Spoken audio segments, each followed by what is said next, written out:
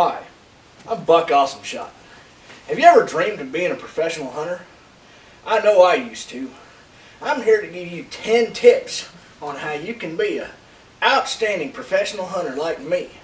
You can have your own show like mine, hunting, outside, doing stuff in the woods, outdoors. Step number 1, make your own rules. You know, no hunter ever got ahead by following the rules. If you want to be a legendary hunter, like Bill Busbus, Chris Brackett, you got to do what you want. I know what y'all are thinking. Those guys got in trouble. No, they got caught. I mean, if you shoot an 8-point buck and a 10-point buck walks out, nobody wants to see you shoot an 8-point buck on TV. They want to see you shoot a 10-point buck. So you better shoot that 10-point buck.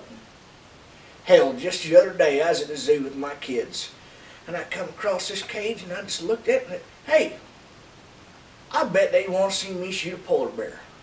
So I called up my cameraman, and we got the angle just right. He's like, Buck, I don't think you can shoot a polar bear.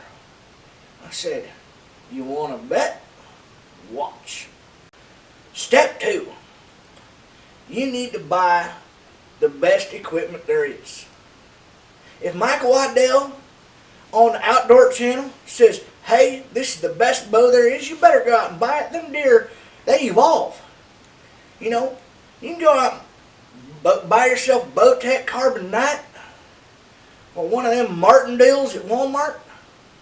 Them deer have evolved. If you're not shooting a brand new Matthews or brand new Hoyt, your arrows are just going to bounce off. Hell, I was out there just last week with this here bow right here. I thought this was a sweet setup. And I had this 10-point walkout, and I drew a bead on him. I slung that arrow bounced right off him. That deer looked at me and said, hey, you should have bought Matthews. Step 4, make sure your camo always matches. If your camo don't match, you ain't going to kill deer. It's not just about blending in, but it's also about fashion. You can't be walking out there wearing cryptic camo pants, a mossy oak shirt, and a real tree hat, sitting in an oil-filled camo blind. No, it don't work. It all has to match. And don't be going buying that stuff from Walmart neither. Once again, it's got to be the name brand. Your shirt don't say Under Armour or Scent Locker on it, then you're just wasting your money. Step 5. If you don't own land, you might as well just give up hunting. There's no such thing as public land deer anymore. And if you don't have 5,000 acres, you're wasting your time. Because you ain't got nowhere to put food plots, and sanctuary areas, mineral sites, watering holes. You got to have all that stuff. You got to put a big old fence around it too. You don't want none of your deer getting off. Because I tell you what, state don't own those deer. Those are your deer. Step 6. Go out and buy yourself a brand new American-made truck. And you need to put freaking wrap all around that sumbitch. Because your truck doesn't roll up with all your sponsors on there. Ain't no deer going to come out and get shot for you. You best not be driving one of them foreign jobs. A deer don't want to ride nothing but a Chevy, a Ford, or a Dodge.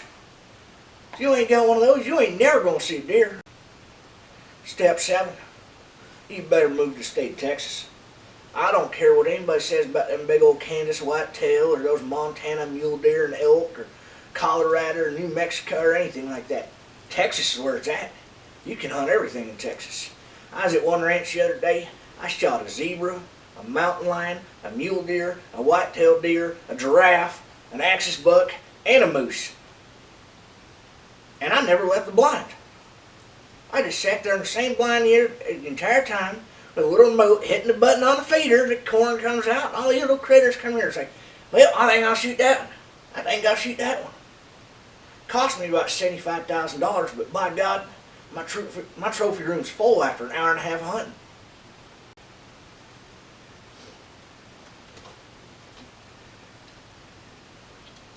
Step 8.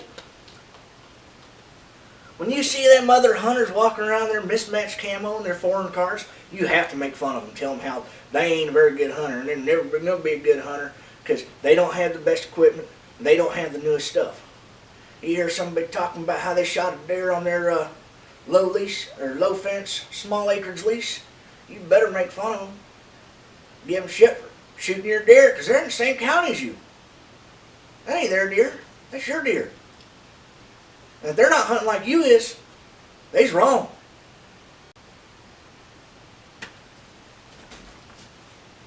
Step 9, get you a dog. Nothing better for tracking game like a dog. Especially your dog's smart like mine. He is so smart. See that? He even knows that bow's a bad bow. He's trying to tell me, you can't shoot no deer with Bowtech. You better get a Matthews. Step 10. Don't shoot anything but Muzzy broadheads. Nobody makes a better broadhead than Muzzy. Anybody who says, hey, flying arrow archery, VIP, it don't matter. It's not a Muzzy. It could be the latest and greatest thing out there, but it's not a Muzzy. Even Fred Bear says, I ain't shooting a Muzzy. He made his own broadheads, but he still shot Muzzies. Step 12. If you have to get out of the blind, you're doing it wrong. You shouldn't have to go find the deer. The deer should come find you. If you follow all these steps, the deer will want to be killed by you. You don't have to go looking for them. You ain't going to miss. You ain't going to need a tracking dog even though you got to have one. The deer will come to you. Trust me. Once again, thank you for watching. Doing stuff outside, in the woods, outdoors. I'm Buck Awesome Shot.